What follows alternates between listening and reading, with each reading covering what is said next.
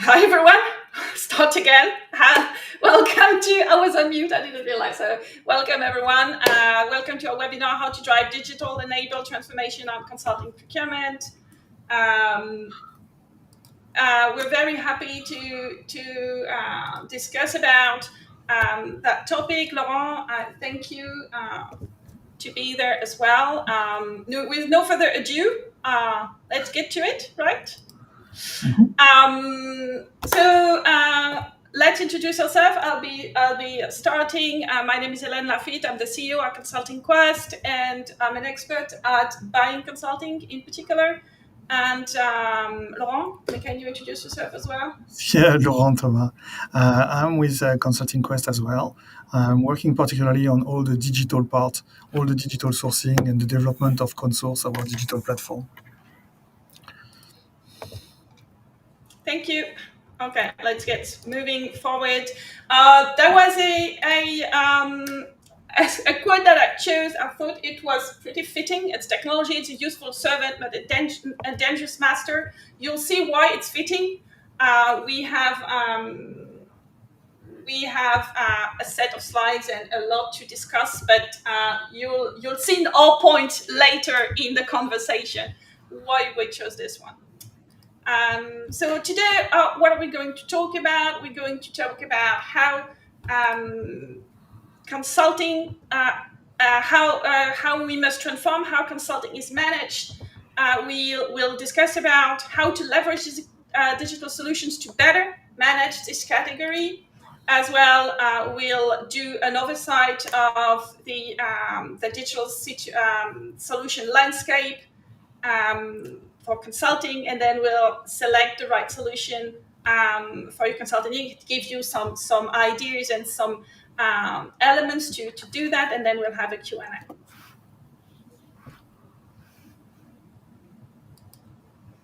So the first part is transforming how consulting is managed. So that's the first point. And what we want to convey here is that consulting is not just another category. Consulting is a lever for a business executive or for a business in general, for a company, because it can help you achieve your transformation goals, whatever your transformation can be, whether it's a company-wide transformation or it's a smaller scale. But always, keep in mind that when you work with consultants, you can really get to go faster and have greater impact when we're working with the right consultants. And funny enough, even when working with consultants, you have a significant amount of transformation that still fail to meet their objectives. So the point here is, it's not just another purchase. It's not a necessary evil. It's not another purchase. It's really a very important, it's a critical success for a lot of transformations, and working with the right consultants and buying consulting the right way is critical. The chart is on the capture of the value. So at the end of the day, you might also capture the value, but give the money to the consultant instead of pocketing it. So that might explain also some of the gap if you're going too heavy on the consultant side. So it's all a trade-off between what you invest, how you spend it, and what you get in returns. No, true. I think that it's and it comes to working with on the right project, but then also buying well, so you really get the value for money. Okay, so now let's give a bit deeper into why those transformation fail. The point is that there are several reasons for that. No, there are several reasons for that, and one being that they can be strategic, they can be cultural, they can be talent related. But all in all, these are the main reasons why they fail. The first part is, strategic reasons. So the point is that when you're working on a transformation, you often have a limited budget, meaning that you need to figure out um, how much you can do, how much you can spend on consulting for this transformation. And because you have a limited budget, then it means that you need to prioritize what you want to work on, so you can really get the best out of the budget that you have at your disposal.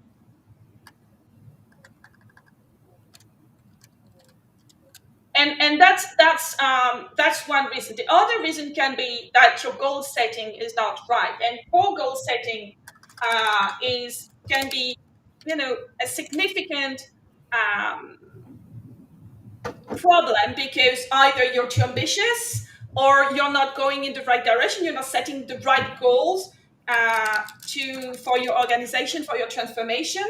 And so these are very common issues that you can find in transformation. And one other thing is poor resource allocations, meaning not necessarily working on the right issues while you're when you launch your transformation. Given you have a limited budget, you know that all the initiatives that are in your transformation portfolio might not be accelerated by working with consultants. So the whole point here is, how do we prioritize, how we choose which ones really make sense and which ones really need to have some support from consultants. So that's the thing, and it's not always well done.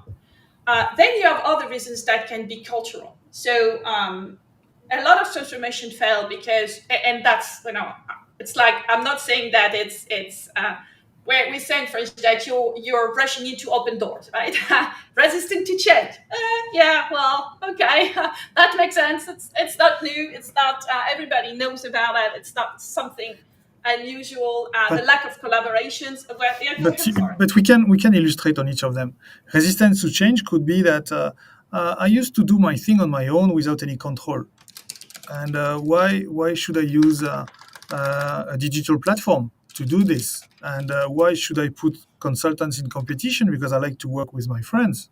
So it's very concrete issues that you are facing here, and resistance to change could be that the governance of the company is not set up properly, that the delegations are not set up properly, that everyone is entitled to spend money, and as a consequence, they don't want to put into something, to put time and effort into something that would reduce their independence.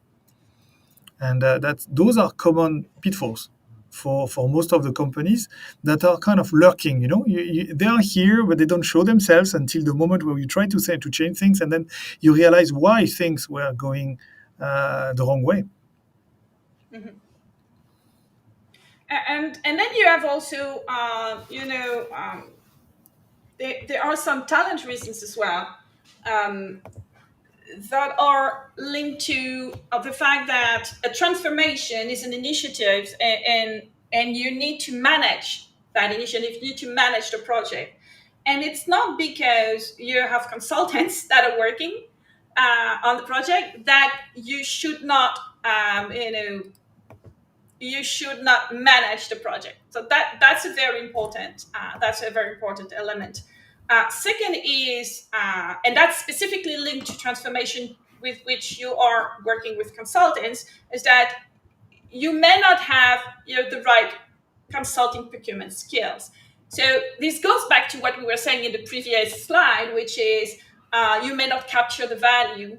And you may not capture the value. There's two reasons why you may not capture the value. The first one is that you may not be working with the right consultants, and that can be either because they're not the one who will get you the max value, or they may not be the one that are the best value for money.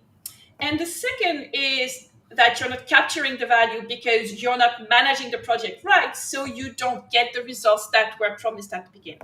And so you see, these are the two, poor project management and poor consulting procurement skills. These are the two that help you first make sure that your project is set on the right tracks. This is the right value for money that we need. And second is, now that I have set that expectations, then I'll get to capture that value. So that's the thing. And of course that goes with working with the right consultants, because you set the expectation, you're sure that you capture the value, but we also need to have consultants that help you, make sure, like, materialized that value for real. It's not just an expectation, it becomes a reality. And that's where you need a consulting firm that can help you really capture that value.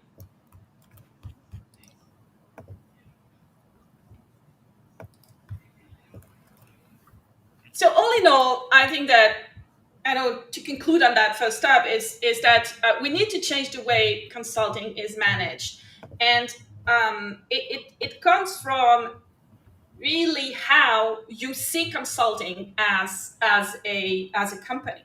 And today, most companies are more on have a buying mindset, in the sense that they are really focused on the the cost or the value, rarely both together. And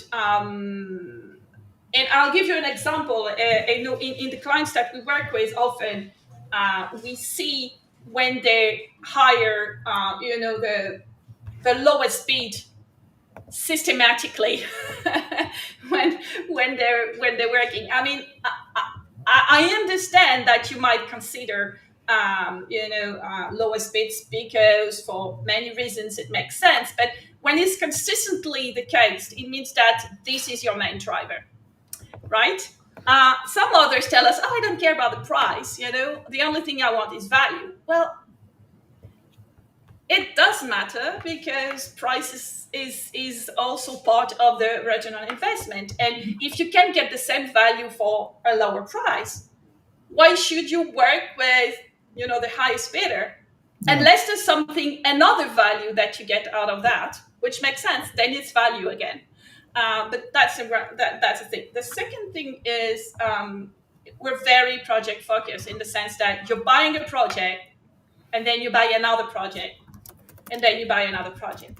But you're not thinking portfolio. You're not thinking how to really prioritize and allocate things and position the different project in a organized way to really get the most of the money you spend on those projects. And here, what is interesting is really to think that some of those projects can generate immediate cash or immediate savings that you can reinvest then in other projects. So when you stay at a project level, then you're almost transactional, if you will. So you're not managing your consulting budget, really. You're just Project focus is also very often a lack of optimization, because everyone is buying his project in his corner with his budget, and there is no transverse view about how the money is being spent. And you end up with equal shares in terms of spend, or you end up with spend in area that are not necessarily the most strategic one for you, but because historically an entity has been spending money every year in the budget, they reconduct the amount that they have been spending the previous years. Doesn't mean that's where you get your best results. And that's how you end up with companies that are saying that their strategy is client, sustainability, growth, and that end up spending their money in procurement, supply chain, and productivity. You could say that all these savings will fuel the other ones, but it means that all the other ones are done without any external support. And it's a bit odd when you try to compare where you say that you're going to invest and where you're actually investing. And without a portfolio view, you don't know indeed what you're spending and who is spending and for what. Indeed. And the last part as well is and that's probably one of the most important, is that a lot of those projects are consultant led, and that's and that's a problem, because that means that the consultant is in the driver's seat, and And it means that in terms of defining what's at stake, in terms of really managing the project itself, you're not in control really. And that's I would say that's not right first.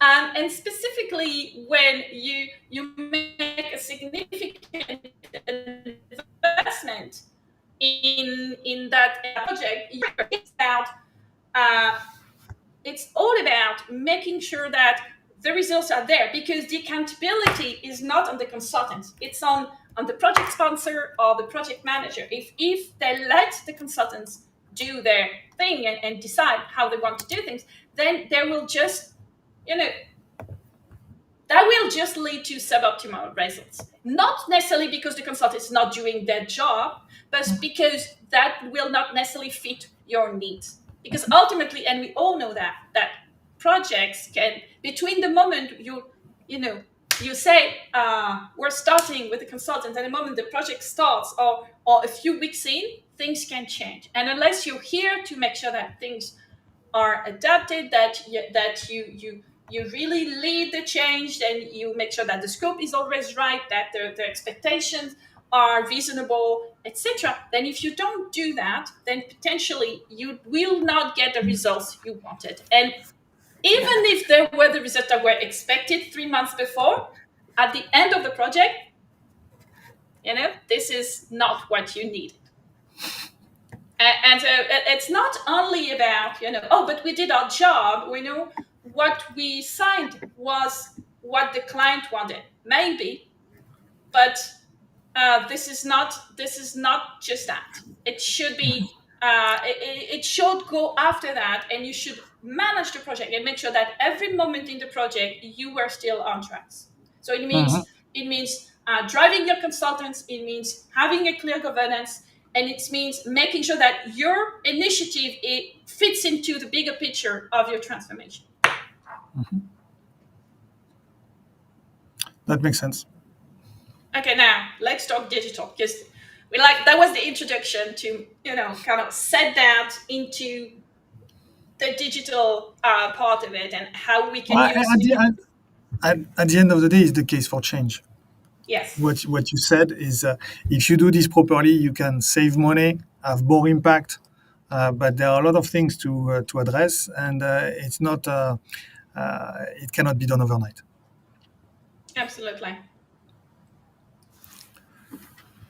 So one thing that is interesting about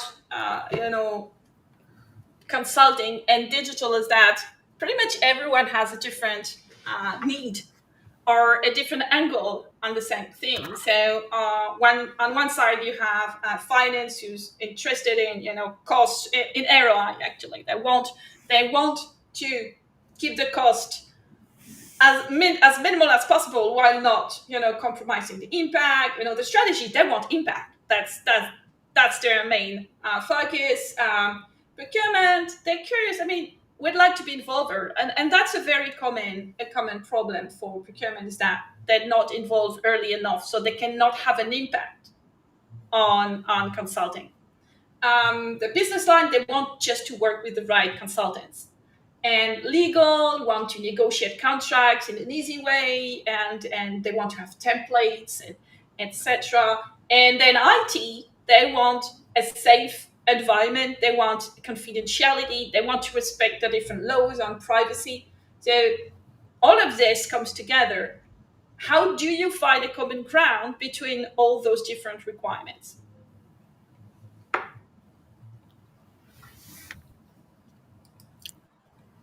So now, what are those main requirements?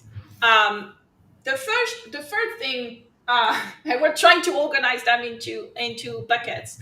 The first bucket is do more with less. That's pretty much everything about maximizing impact, controlling costs, and better allocating resources. I think that we saw that before. We saw that in finance and strategy. This is much about that. It's like, I want to use consultants but I know I have a limited budget. How can I get more with that limited budget? That's kind of the main requirement. And can I use digital to do that? And the second part is, increase category maturity.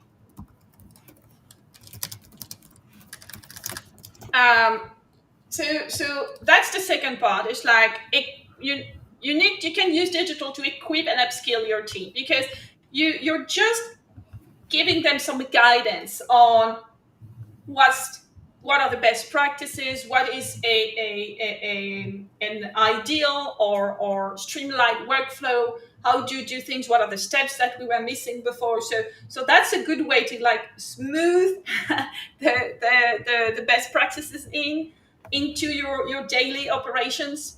So that one thing. The second thing is, of course, select the right providers. That can come from having tools that help you manage your panel and do things. And then third thing was how to drive your projects. And that's the second bucket. And the third bucket is about automate and simplify. So you have end-to-end visibility on all the projects that are happening. And then we have having dashboards that helps you see how much you're spending on what with whom, having like real-time data insights. That's something that really digital is providing, and it's amazing that it can provide you with that. The second thing is collaboration. So what is great about digital is that you don't have to wait until the email goes into your mailbox. You don't have to wait until your colleagues, comes into your office and say, hey, by the way, I've launched that project. Now everything is available. It's online. It's real time. And that makes a whole difference in the way you can collaborate with people, because you have the right people informed instantly based on a set of criteria that you as a company have decided. So it means that your processes are clear, your workflow are clear, and they are applied not because your people are happy to apply them, but just because the tool is doing it, is doing right. So that's super important. So you have processes that are working and that are set with your criteria, because that's how it's done in the tool. It's enhanced collaboration because you are informed and you have workflows that involve the right people, and you don't rely on human willingness to include X, Y, or Z. It's done automatically. And the third thing is that you have that high level visibility on what's happening, and that's also very important. So let's give a few examples to put some color on this, and let me know if those situations sound familiar. Think about a group that has a lot of business units, and that ends up buying many times the same project, because none of the BU is aware that the other BU has already bought the same project on the future of work, or on how to implement new ways of working, these kind of things. Another situation could be that the procurement team is brought in at the last minute, when everything has been negotiated, when the budget that had been granted was only $500,000, when all the proposals are at $1 million, and you're tasked with the mandate to reduce the cost by half, which is obviously impossible. And then in terms of streamlined processes, if you don't have something that automates things from the RFP to the SOW to the project management and all these kind of things, and if you don't have templates, you end up at the mercy of the client or of the provider that will come with their own templates of SOW, that will come with their own contracts.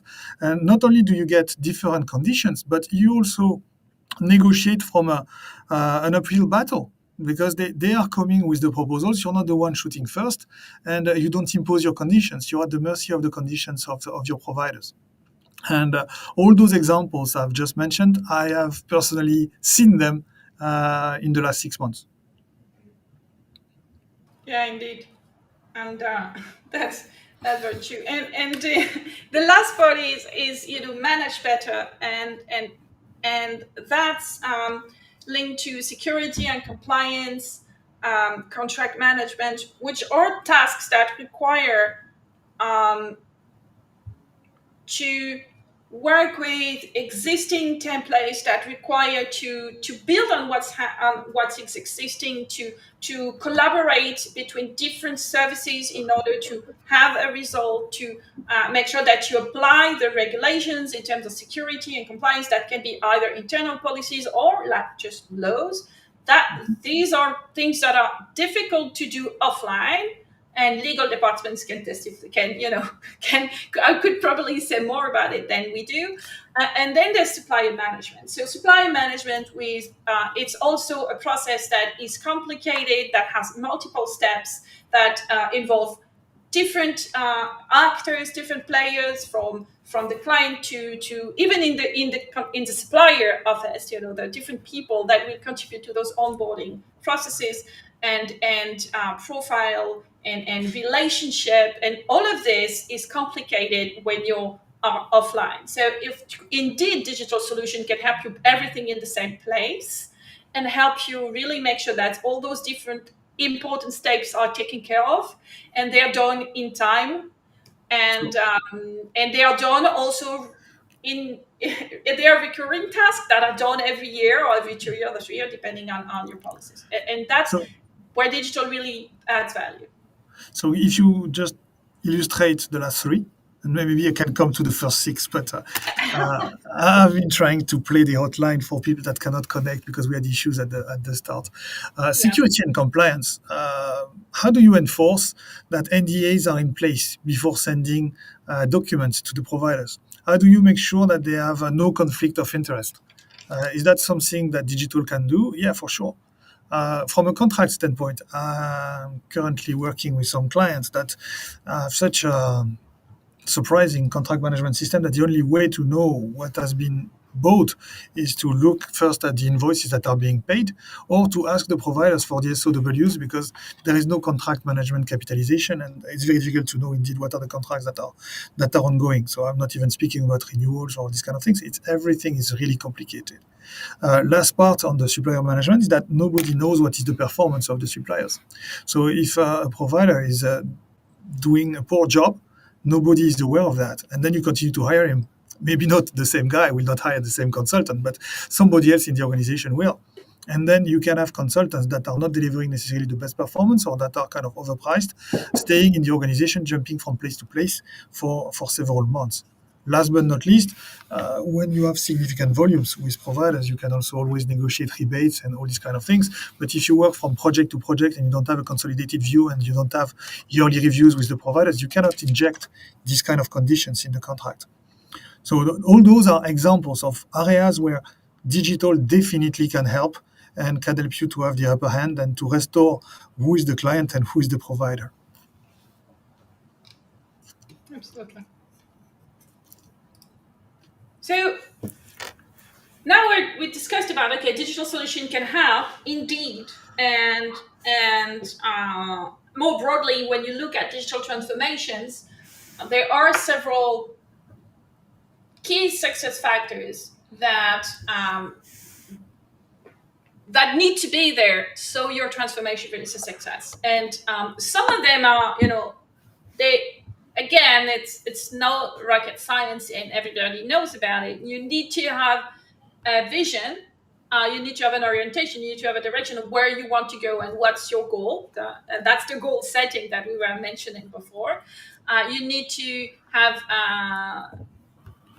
included people in your digital transformation plan, and it can be both the right people in terms of talent, but also change management. Make sure that you have a plan for the people that are there. The third one is processes, and you need to. The digital transformation is not just about implementing a tool. It's first and foremost a transformation, right? and the digital solution, the technology that you're using, is merely an enabler to that transformation. And it goes from point A to point B being in a digital state, but it's still a transformation. You have to have objective. Your structure, your organization will probably be changing in a way or another. You need to take to take into account the insights and whatever data you have available to make it right, because it has to be relevant. It makes no sense to placate a solution onto your organization or your company just because it worked with a neighbor. Doesn't mean that it will work for you. You need to really think through, does that make sense for me, considering who I am, what is my culture, the way I work, my organization, and so on. So it's not just about what technology I'm going to choose. Of course, there's technology. As you see, it comes in seventh position, meaning it's not necessarily the most important thing. And the last one is execution. And again, you can do everything right up to seven, but if eight is flawed, then you're going to fail, right? And if I take an example in a different type of activity, I led the implementation of a new CRM, Salesforce.com, not to name it, with Solvay in a previous life, and we had a CRM that was unfortunate, that had probably 80% of the functionalities, but nobody was using it. Nobody was using it because there was absolutely no managerial support and no managerial commitment to the utilization of a CRM. There was no perceived value by the users. They were not understanding what was in it for them in filling in a visit report or providing view visibility on the pipeline. And at the end of the day, it was seen as a constraint or a way to monitor and police the work that was being done to make sure that they were meeting clients. But if you start showing that this gives you a lot of analytics, that you have pricing information in there, that you have information on the behavior of the client, that for clients that are going through several markets, you can have collaboration and key account management, that you have transparency, that when somebody is leaving, then the next one that comes can start from a base of data. Then you start to show that there is value. And the value has to be seen at all levels. If you have managerial support, then you have a chance to succeed with the transformation. If you just implement an app and say, hey, Salesforce is very popular, their stock price is very high, so it will work, you might be gearing for failure. Mm-hmm. True. So now, now that we have established that technology is an enabler, nonetheless, it is important to decide which one is the right one. Let's have a look at what is there in the tech landscape and specifically for consulting. So what's interesting is that digital solutions in general. I think this is not specific to procurement. In general, we started in the 90s, when software was starting to develop and really, and then the internet also became available.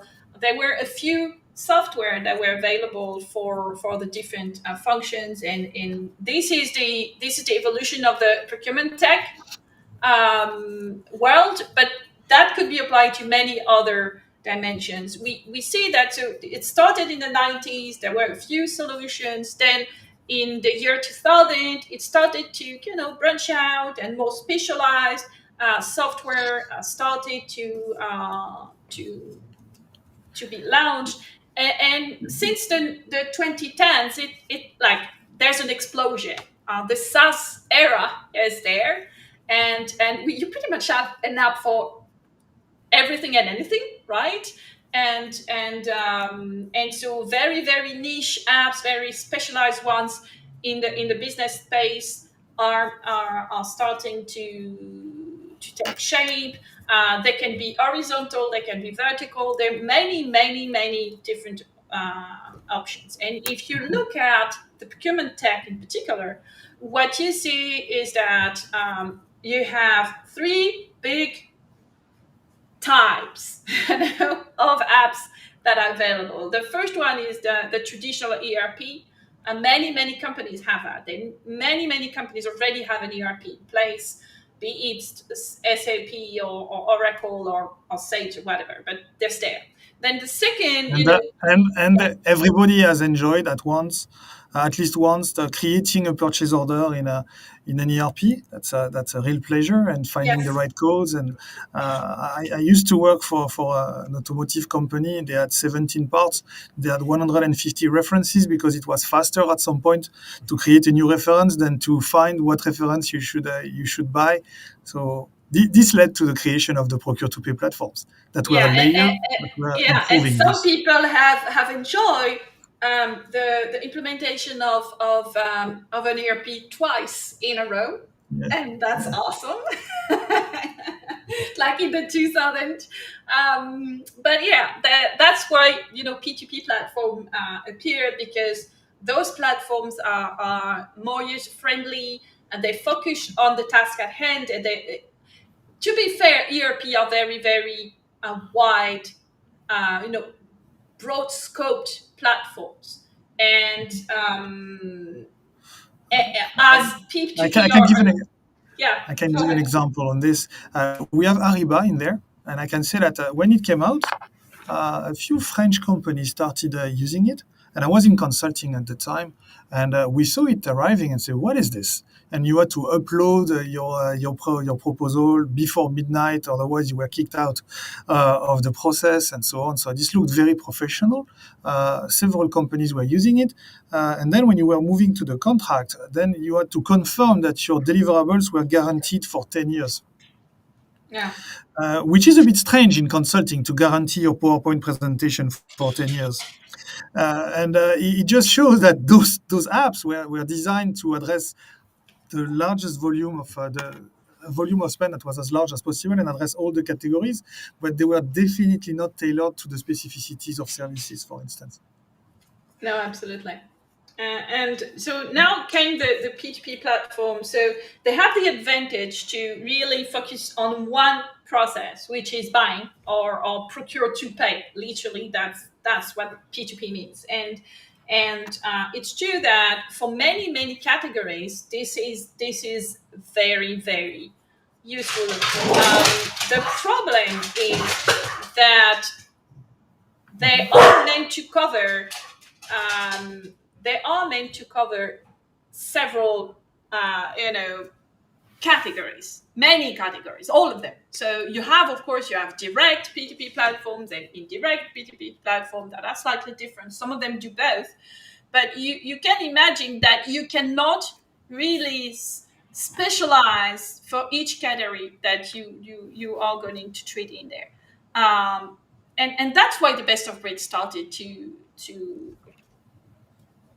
take off. There are But two types of, yeah, yeah, there are two more in types an of, horizontal way at the beginning, yeah, as you are exactly. about to That's what I'm explain. meaning, is that because it's hard to be good at everything. All those P2P platforms started with a strong module.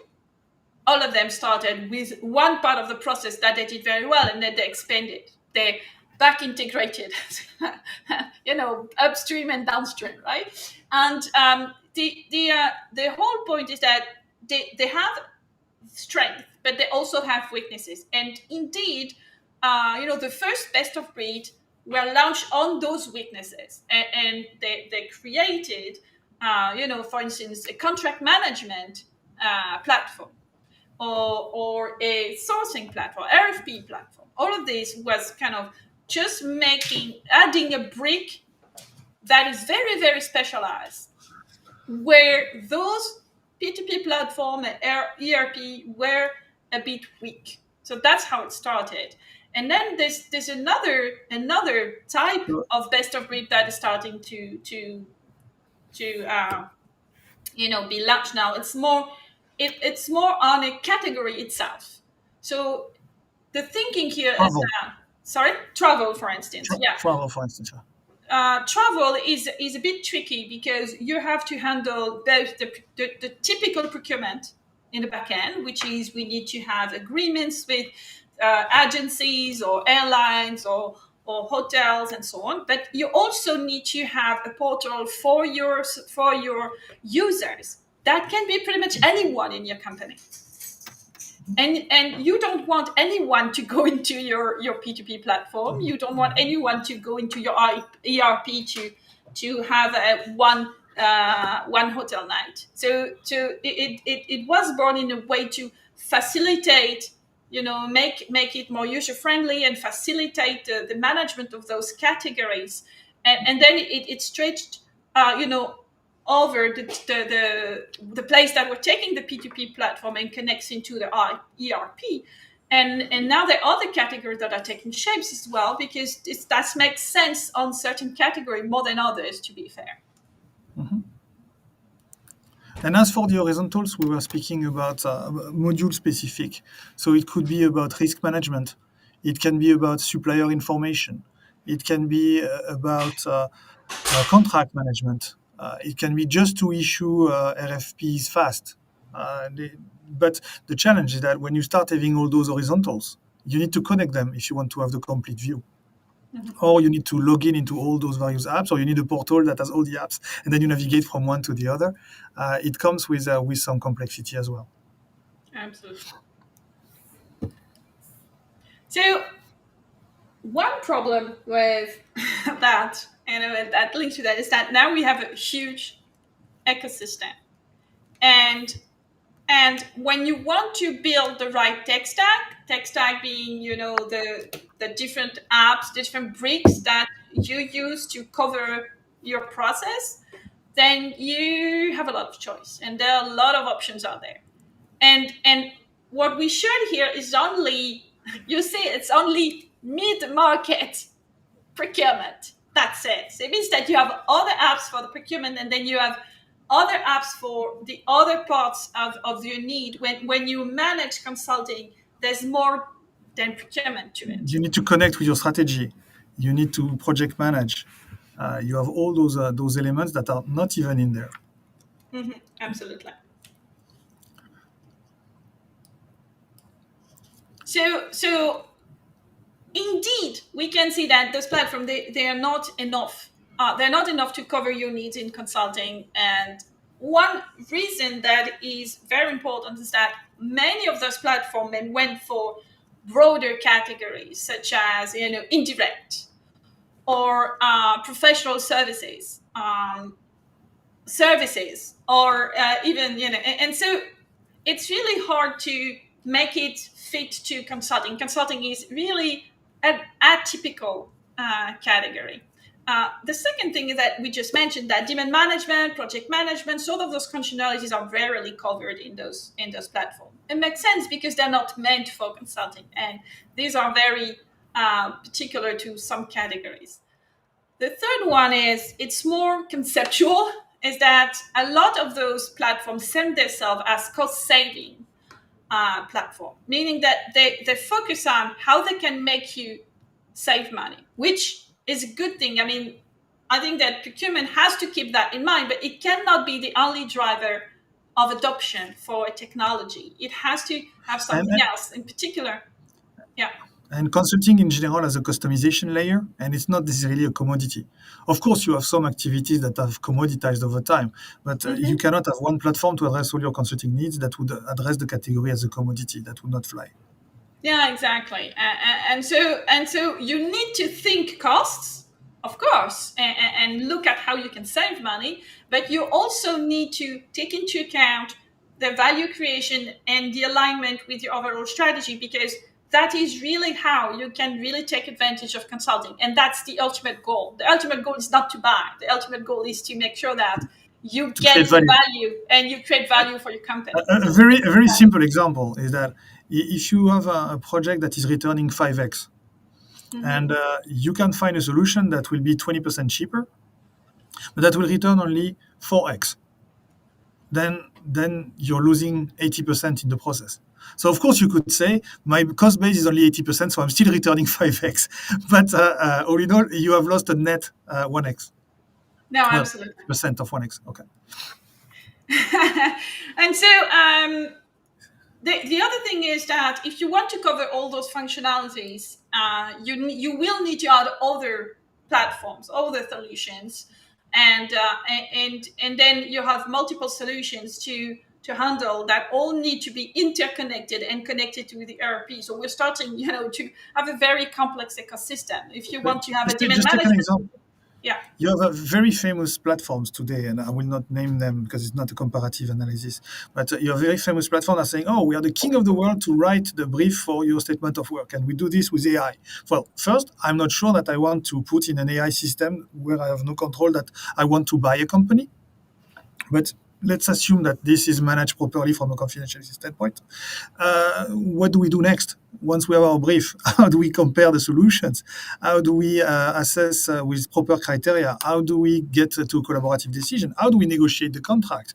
Because some of those functionalities are definitely not included in there, or they are included in a way that says we are super flexible. Yeah, it's super flexible because you can type in the contract you want in the platform, but it's not customized for consulting. It doesn't come with templates that are designed for this. It's just, okay, you can type because you have access to a Word editor system, but it's not having access to Word, to Microsoft Word. That doesn't give you something that is upskilling your procurement. yeah, and it's true. And the last part is that I wrote most, but it's many would be better.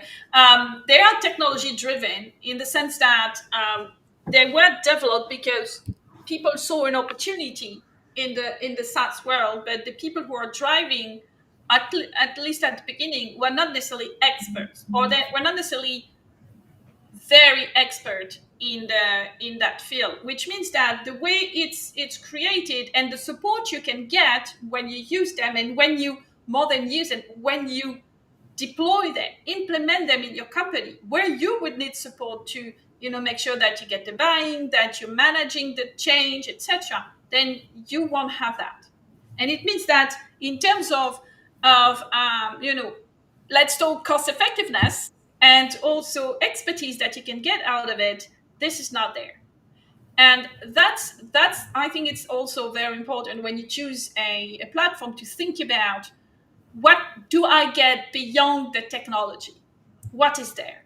And what can I, yeah, Am I on leverage? my own?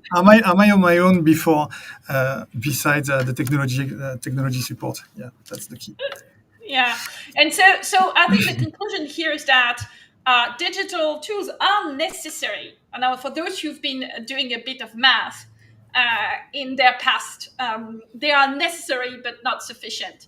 It means that we need them. I mean, imagining tomorrow continuing to use spreadsheets and doing things manually when we have so many solutions that are available and that are rather cost effective, I think this is just going backwards.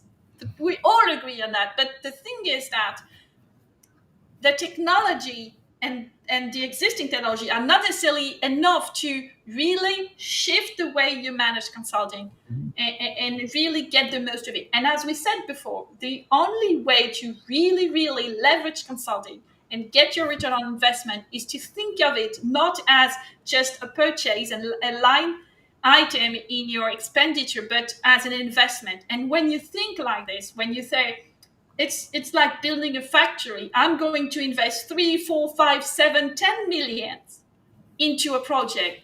How is it possible that you are not thinking, no, posing and say, hey, what am I going to get out of it? Does that make sense? Is it the right solution? Is it the right scope?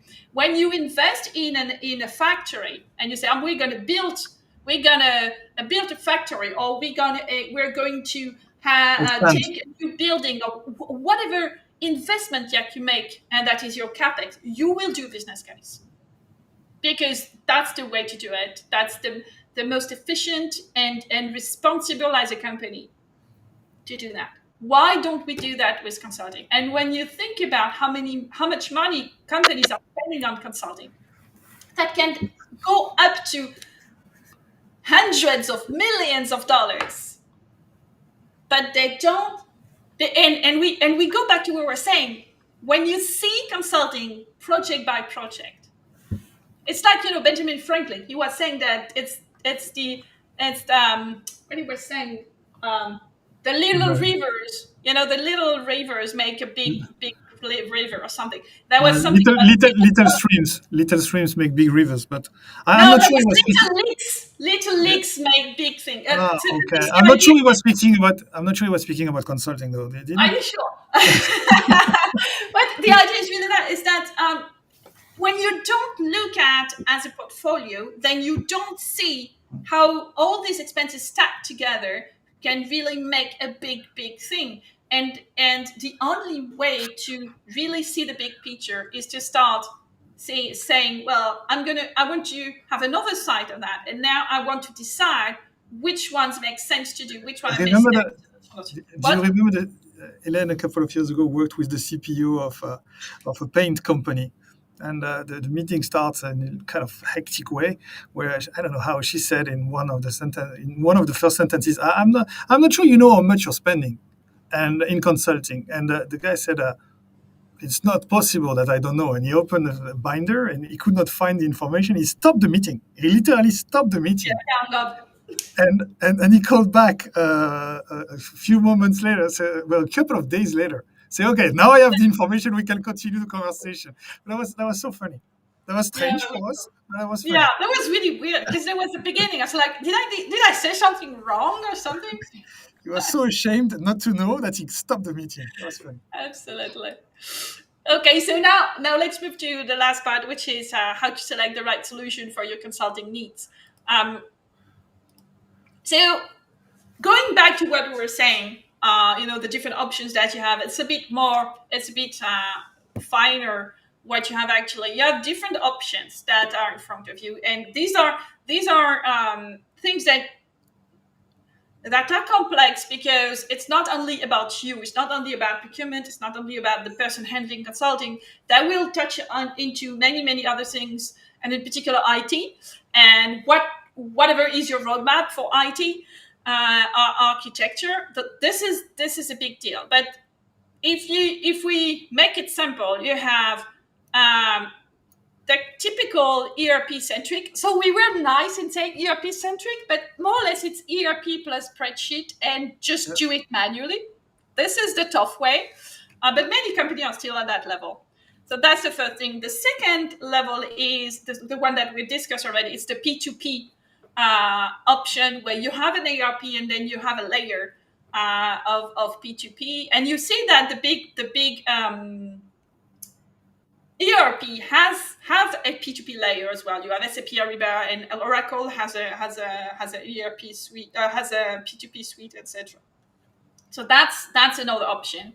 A third option was the horizontal. So here you have the ERP, and then you have a company that is doing RFPs, and then you have a company that is doing the sourcing, and then one that is doing the the contract management and the SRM and you just add all of those, and you have, when you add them, you have best of breed at each module. Then you have end-to-end category specific. So here that was easy because for consulting, there's pretty much only one, and so that's it. And for the vendor management part, that's another option that some companies use. That they use those contingent workforce management apps, and they stretch it to use them for consulting needs. And so you have Beeline, Fieldglass, and Magnet. So that. These are mainly the top 5 options that you can see and that we see at our clients.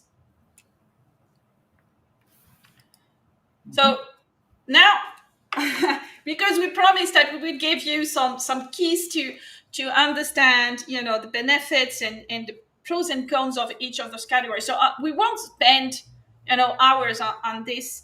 And if you're interested in getting the slides of that webinar, you can, directly reach out to us on LinkedIn, or you can join our group on LinkedIn that's called Smart Consulting Sourcing, and we'll share the slides. Yeah. Or you But can pause the video, make a snip, but it's longer. yeah, well, it would be nice to say hello, though. But here, yeah. So here, the first thing is ERP integration. obviously ERP centric or have an ERP integration. It's native, they're there, right? All the other solutions have ERP integration that are more or less effective, but now with the API and all what is exist, it's rather simple to connect your app to um, to an ERP. Second block is demand management. So here, uh, the generalist P2P may have demand management, but it's not automatic. Not all of them have them. If you choose a multiple horizontals option, then you can choose a demand management SaaS that is doing just that. So that exists. It might be called intake management as well. Yeah, intake management. Intake management with workflows. That's the terminology you will find. Oh, I see that there's a missing red thing here, green here, because P2B do sourcing and selection. I don't know why it's not like this is not fair. So they do have sourcing and selection. Obviously, all of them do it. Obviously, this is the core of that. So they absolutely have that. They have also some contract management attached to it, which can all can integrate negotiations and redlining, but not always. What is sure is that if you take a contract management system like Pendadoc, you'll have all of this. Then you have project management. Again, very few have offer project management. Supplier management, most of them have. Makes sense because that's also a core procurement activity. Contingent workforce is very specific functionality, and it doesn't sleep well with traditional consulting, RFP based, or project based consulting. So it's complicated to have it. So very few have it. Spend analysis. It's also a core procurement functionality. So you will have that in But generalist. you will have it as a spend. Here is how much you spend in this category. You will not have it broken down by what are the capabilities that you have been using. What are who has been using it for what were the return on investment, what was the performance correlated with the spend, No, these kind of things. no, absolutely. The category specific features. So here, you might have some in that mostly they won't be there. Category specific expertise obviously is only there where you have a category specific, and then supplier insights are also something that will be available mainly in vendor management and category specific because there's a limited number of suppliers and often a pool that is managed. While in generalist P2P, you might have some supply insights, but given the big numbers, the information that you can get is limited. So that was pretty much it. So what you see here that there are options and all of them have a different level of complexity. And complexity is not only about integration; it's also the environment for your users, the implementation. If you implement multiple apps, then you have multiple training and multiple adoption to follow. So it's not easy. And at the end of the day, it's also linked to where you stand in the journey. Because sometimes it's surprisingly easier to go from ERP to category specific because you have not implemented the P2P platform, or you have implemented the P2P platform such as Ariba, and it was so painful that you want to pause a little bit before deploying something else. So every company has its own context. What we are just saying here is that there are multiple ways to get to Rome. We saw that there was clearly a gap on the consulting space, and that's why we have developed Consource. Yeah, so this pretty much has give you a sense of that's what we created Consource because there was that gap. If you're curious about learning more and having a demo consoles, don't hesitate to reach out. If you're curious and you want to discuss about whatever you wherever you are in your journey, independently of your interest for consoles. And if you're looking at other options, don't hesitate to reach out to, because we are first and foremost experts at leveraging consulting. And consoles is the tool we created because we saw that gap, but that's not all we do. Don't hesitate to reach out and to get a free consultation. We'll be very happy to hop on a call and chat. That's pretty much it. If we want to conclude, maybe the takeaways from that, if you have to remember two things about what we said today. The first thing is that you technology is just a mean to get to excellence in the way you leverage consulting. It's not the alpha and the omega of of the category. You won't, if you choose a technology but you don't at the same time improve the way you work and get some expertise through the door, then you won't get very far. And the other thing is that there are many ways to get to the results. And um, of course, we have bias because we develop consoles, but we know that depending on consoles is not enough for everyone, and it depends really where you are in your journey, how big you are, how much you work with consultants, how mature you are, and there are many options out there that can help you, get to to do better and to manage consulting better, and ultimately what really matters, I would say, is beyond the digital part, is to really think about how much you want to go on the maturity scales, how much Yeah. better you want to do on the maturity scale. And that will tell you um, how much you can implement. And to be fair, digital solutions can be a bit high for a company who is very immature in the way they handle any category, by the way.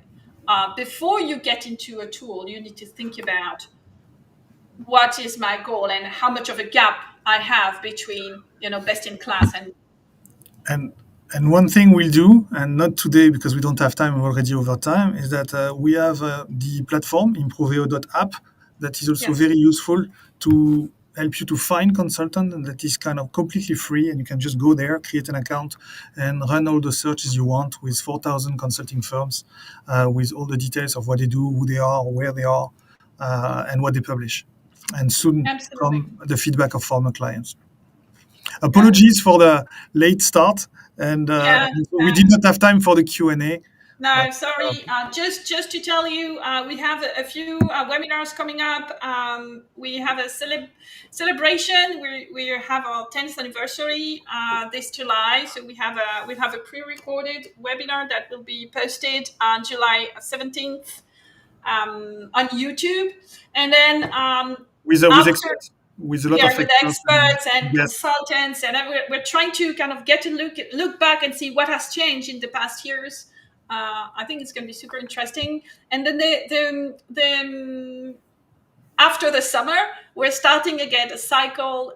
One in September, we will have a webinar on how to rejuvenate your consulting panel, and it will be a bit different than usual because we'll present a case study. So we'll talk about a real project that we did, and how it happened and what was at stake, and what were the results.